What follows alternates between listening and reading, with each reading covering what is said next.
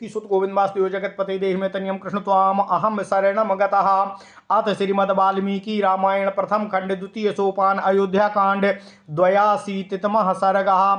वशिष्ठ जी का भरत को राज्य पर अभिषिक्त होने के लिए आदेश देना तथा भरत का उसे अनुचित बताकर अस्वीकार करना और श्री राम को लौटा लाने के लिए वन में चलने की तैयारी के निमित्त सबको आदेश देना। ओम नमः शिवाय, ओम नमः शिवाय, ओम नमः शिवाय। ओम नमो भगवते वासुदेवाय। ओम देवकी सुत गोविंद वासुदेव जगतपते देहि में तनियम कृष्ण त्वाम अहम शरणम गतः। तामार्य गण संपूर्णाम भरतः प्रग्रहाम सभाम ददर्शम बुद्धि संपन्नः पूर्णचंद्राम निशामिव। आसनानि यथा न्यायो मर्याणाम विसिताम तदा वस्त्रांगराग प्रभया द्योतिता सा प्रभोत्तमाः। सा विद्वज्जन संपूर्णम सभासुचु सा विद्वज्जन संपूर्णा सभासु रुचिरा तथा अदृश्यतो घना पाये पूर्णचंद्रेव सरवरी। राज्ञास्तु प्रकृतिः सर्वाः सा संप्रेक्ष्य सा धर्मवित् और इदं पुरोहितो वाक्यं भरतं मृदु चाब्रवीत। तात राजा दशरथः स्वर्गतो धर्ममाचरन् धन धान्यवतीं स्फीतां प्रदाय पृथ्वीं तव। रामस्तथा सत्यव्रतिः सतां धर्ममनुस्मरम् नाजहातो पितुरादेशं समीम ज्योत्स्नामिवोदितः। पित्रा भ्रात्रा चाते दत्तम राज्यम निहत कंटकम और तदभुङ्क्ष्वा मुदिता मात्यो क्षिप्रमेवाभिषेचय। उदीच्याश्च प्रतीच्याश्च दक्षिणात्याश्च केवलाः अकोट्यापारान्ता असामुद्रा रत्नान्युपहरन्तु ते। ओम नमः शिवाय। तच्छ्रुत्वा भरतो वाक्यं शोकेनाभिपरिप्लुतः जगामो मनसा रामं धर्मज्ञो धर्मकाङ्क्षया। सवास्पकलया वाचा कलसंहस्सरो युवा बिललापो सभा मध्ये जगर्हे चापुरोहितम्। चरित ब्रह्मचर्यस्य विद्यास्नातस्य धीमतः और धर्मे प्रयतमानस्य को राज्यं मद्वितो हरेत। कथं दशरथाज्जातो भवेदो राज्यापहारकाः राज्यं चाहं च रामस्य धर्मं वक्तुमिहार्हसि। ओम नमः शिवाय। ज्येष्ठः श्रेष्ठश्च धर्मात्मा दिलीपो नहुसोपमा और लब्धुमर्हति काकुस्थो राज्यं दशरथो यथा। अनार्याजुष्टमस्वर्ग्यं कुर्याम पापोमहं यदि इक्ष्वाकूणामहं लोके भवेवं कुलपांसनाः। यद्धि मात्रा कृतं पापम नाहम तदपि रोचये इहस्यो वन दुर्गस्थं नमस्यामि कृताञ्जलिः। राममेवानुगच्छामि सा राजा द्विपदाम वरः त्रयाणामपि लोकानां राघवो राज्यमर्हति। तद्वाक्यं धर्मसंयुक्तं श्रुत्वा सर्वे सभासदः हर्षानोमुचु रश्रूणि रामे निहितचेतसः। यदि त्वार्यं न पृच्छामि यदि त्वार्यं न शक्ष्यामि विनिवर्तयितुं वनात् वने तत्रैव वत्स्यामि यथार्थो लक्ष्मणस्तथाः। सर्वोपायं तु वर्तिष्ये विनिवर्तयितुं बलात् समक्षमार्यामिश्राणां साधूनां गुणवर्तिनां। विनिष्टकर्मान्तिका सर्वे मार्गशोधकदक्षकाः प्रस्थापिता मया पूर्वं यात्रा च मम रोचते। ओम नमः शिवाय। एवमुक्त्वा तु धर्मात्मा भरतो भातृवत्सलः समीपस्थो मुवाचेदं सुमन्त्रं मन्त्रकोविदं। तूर्णमुत्थाय गच्छत्वं सुमन्त्रं मम शासनात् यात्रामाज्ञापय क्षिप्रं बलं चैव ममानया। बलम चैव समानयाः एवमुक्त्वा सुमन्त्रस्तु भरतेनो महात्मनः प्रहस्त्रासोदीसत सर्वं यथा सन्दिष्टमिष्टवतो ताः प्रहस्त्रा प्राकृतयो बलाध्यक्षा बलस्य च श्रुत्वा यात्रां समाज्ञाप्तां राघवस्य निवर्तते ततो योधांगनां सर्वा भारतरन् सर्वान् ग्रहे ग्रहे यात्रागमनमाज्ञाय त्वरयन्ति स्म हर्षिताः ते हयैर्गोरथे शीघ्रम् अस्यन्दनैश्च मनोजवै असहयोषिद्वलाध्यक्षाः बलं सर्वमचोदयत सज्जम तु तद्बलं दृष्ट्वा भरतो गुरुसन्निधौ रथं मे त्वरयस्वेति सुमन्त्रं पार्श्वतो ब्रवीतो भरतस्य तु तस्याज्ञां परिगृह्य प्रहर्षितः रथं गृहीतोपयो युक्तं परमवाजिभिः। ओम नमः शिवाय, ओम नमः शिवाय।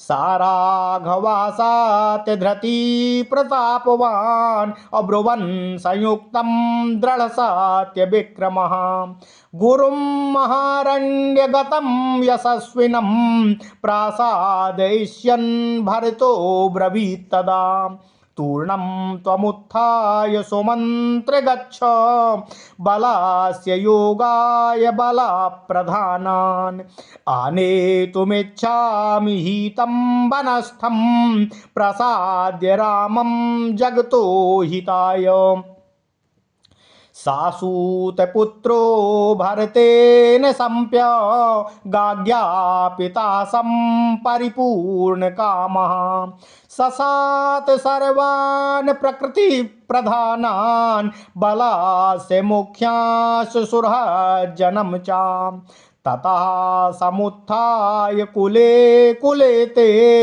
राजन्यवैश्या ब्रसलास्य विप्राः आयुयुजन्तोष्टरथान् खराश्च नागान् हयाश्चैव कुलप्रसूतान्। ओम नमः शिवाय, ओम नमः शिवाय, ओम नमः शिवाय। ओम नमो भगवते वासुदेवाय। ओम देवकी सुत गोविंद वासुदेव जगतपति देहि में तनियम कृष्ण त्वाम अहम शरणम गता। अथ श्रीमद् वाल्मीकि रामायण प्रथम खंड द्वितीय सोपान अयोध्या कांड 82वां सर्ग 82वां सर्ग। वशिष्ठ जी का भरत को राज्य पर अभिषिक्त होने के लिए आदेश देना तथा भरत जी का उसे अनुचित बताकर अस्वीकार करना और श्री राम को लौटा लाने के लिए वन में चलने की तैयारी के निमित्त सबको आदेश देना। ओम नमः शिवाय, ओम नमः शिवाय, ओम नमः शिवाय। ओम नमो भगवते वासुदेवाय। ओम देवकी सुत गोविंद वासुदेव जगतपते देहि में तनियम कृष्ण त्वाम अहम शरणम गतः।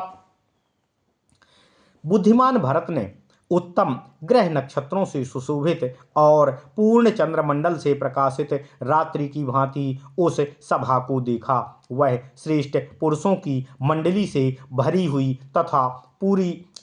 तथा वशिष्ठ आदि श्रेष्ठ मुनियों की उपस्थिति से शोभायमान हो रही थी। उस समय यथा योग्य आसनों पर सभी बैठे हुए आर्य पुरुषों के वस्त्रों तथा अंगारंगों से की प्रभा से वह उत्तम स्वभाव अधिक दीप्तिमती हो रही थी। जैसे वर्षा काल व्यतीत होने पर शरद ऋतु की पूर्णिमा को पूर्ण चंद्रमंडल से अलंकृत रजनी बड़ी ही मनोहर दिखाई देती है, उसी प्रकार विद्वानों के समुदाय से भरी हुई वह सभा बड़ी ही सुंदर दिखाई दे रही थी।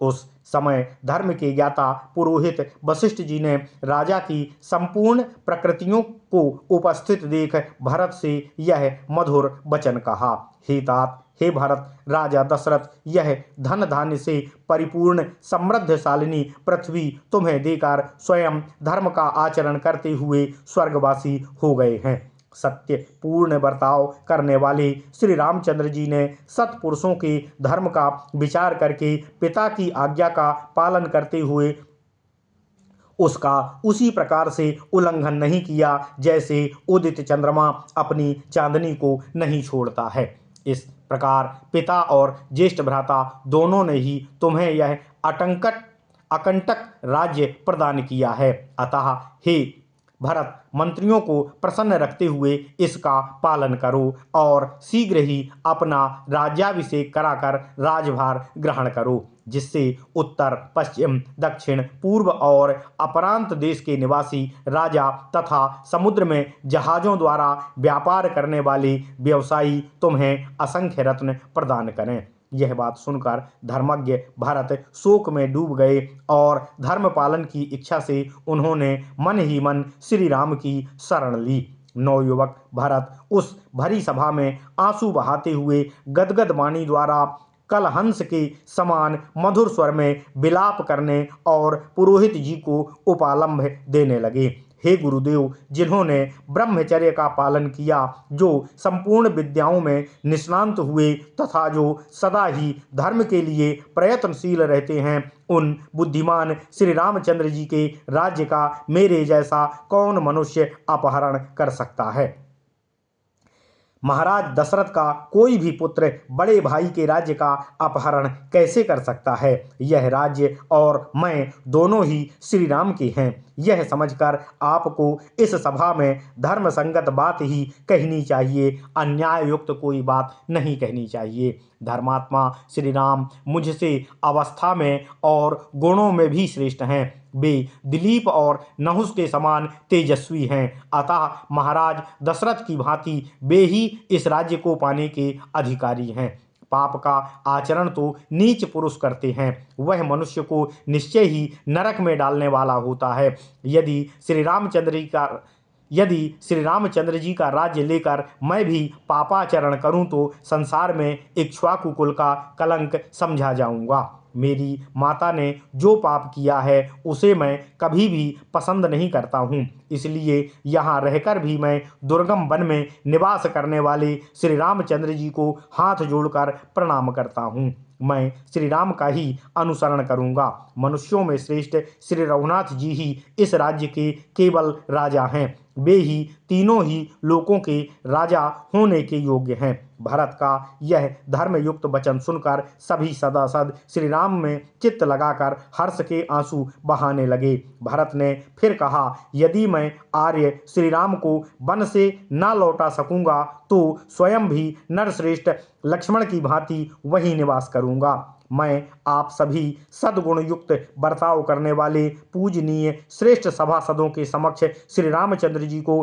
बलपूर्वक लौटा लाने के लिए संपूर्ण उपायों को करने की चेष्टा करूंगा। मैंने मार्ग शोधन में कुशल सभी अवैतनिक तथा वेतनभोगी कार्यकर्ताओं को पहले ही यहाँ से भेज दिया है, अतः मुझे श्री रामचंद्र जी के पास चलना ही अच्छा और उपयुक्त, उचित, न्याय संगत निर्णय जान पड़ता है।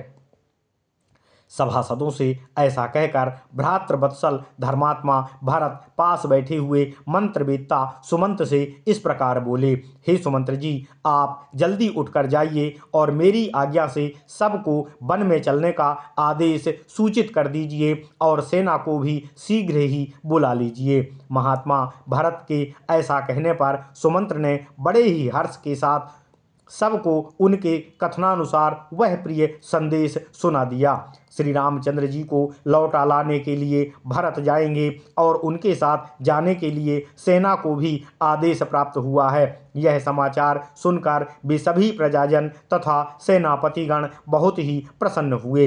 इसके बाद उस यात्रा का समाचार पाकर सैनिकों की सभी स्त्रियां घर घर में हर्ष से खिल उठीं और सब ने अपने पतियों को जल्दी ही तैयार होने के लिए प्रेरित करने लगीं। सेनापतियों ने घोड़े, बैलगाड़ियों तथा मन के समान वेगशाली रथों सहित संपूर्ण सेना को स्त्रियों सहित यात्रा के लिए शीघ्र ही तैयार होने की आज्ञा दी। सेना को कूच के लिए उद्यत देख भरत ने गुरु के समीप ही बगल में खड़े हुए सुमंत्र से पुनः आदेश दिया, आप मेरे रथ को शीघ्र ही तैयार करके यहाँ लाइए। ओम नमः शिवाय। भरत की उस आज्ञा को सिरोधार्य करके सुमंत्र बड़े हर्ष के साथ गए और उत्तम घोड़ों से जुता हुआ रथ भरत के लिए लेकर लौट आए। तब सुदृढ़ एवं सत्य पराक्रम वाले सत्यपरायण प्रतापी भरत विशाल वन में गए हुए अपने बड़े भाई यशस्वी श्री राम को लौटा लाने के निमित्त राजी करने के लिए यात्रा के उद्देश्य से उस समय इस प्रकार बोले, हे सुमंत्र जी, आप शीघ्र ही उठकर सेनापतियों के साथ जाइए और उनसे कहकर सेना को कल कूच करने के लिए तैयार होने का प्रबंध कीजिए। हालांकि मैं सारे जगत का कल्याण करने के लिए उन वनवासी श्री राम को प्रसन्न करके यहाँ ले आना चाहता हूँ। भरत की उस उत्तम आज्ञा को पाकर सूतपुत्र सुमंत्र ने अपना मनोरथ सफल हुआ समझा और उन्होंने प्रजा वर्ग के सभी प्रधान व्यक्तियों, सेनापतियों तथा सुदृढ़ों को, सुहृदों को भरत का आदेश सुना दिया। तब प्रत्येक घर के लोग ब्राह्मण, क्षत्रिय, वैश्य और शूद्र उठ उठकर अच्छी जाति के घोड़े, हाथी, ऊंट, गधे और रथों को जोतने लगे तथा श्री राम को वापस लौटाने के लिए वन में जाने को उद्यत हुए। ओम नमः शिवाय। इत्यार्षे श्रीमद् रामायणे वाल्मीकिये आदि काव्ये अयोध्या कांडे 82तमः सर्गः। इस प्रकार श्री वाल्मीकि निर्मित आर्ष रामायण आदि काव्य के अयोध्या कांड में 82वां सर्ग पूर्ण हुआ। ओम नमः शिवाय, ओम नमः शिवाय, ओम नमः शिवाय। ओम नमो भगवते वासुदेवाय। ओम देवकी सुत गोविंद वासुदेव जगतपते देहि में तनियम कृष्ण त्वाम अहम शरणम गतः। ओम नमः शिवाय, ओम नमः